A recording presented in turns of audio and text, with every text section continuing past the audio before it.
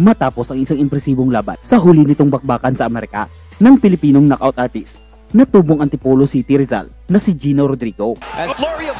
Rodriguez right before, at that stage of your career, you're looking in this fight. A looping shot that you like to see in these young fighters. Oh, nice. Oh, it's eaten so far. Nobody even listened, but so there's a reason that left. Yeah, when a guy can hurt. Right hook, dropped Rodrigo. Stiff opposition. Do not count out against Teofimo Lopez. A very fluid division. Rodriguez early on, so game. You go to ESPN.com. Timeout, or if it's take a look at the replay if we get there. Roach, because his after that shot. At noong nakarang araw, sa buwang ito ng Marso, ay napalaban ulit ito laban sa isang undefeated knockout artist ng Puerto Rico na alaga ni Danny Garcia na si Mateo Gonzalez.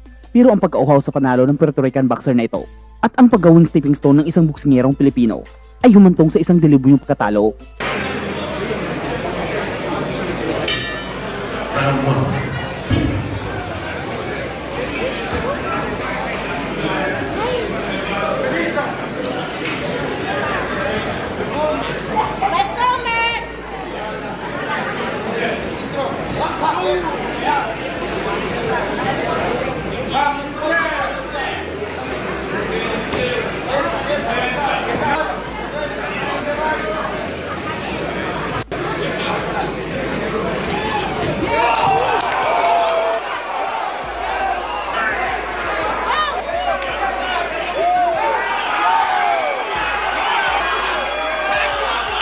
Sa huling segundo ng laban ay natikman ng Puerto Rico ang bangis ng isang buksingerong Pilipino na ikinagulat ng madlaang pangyayari na pinanalo ng Pinoy ang laban sa isang impresibong knockout.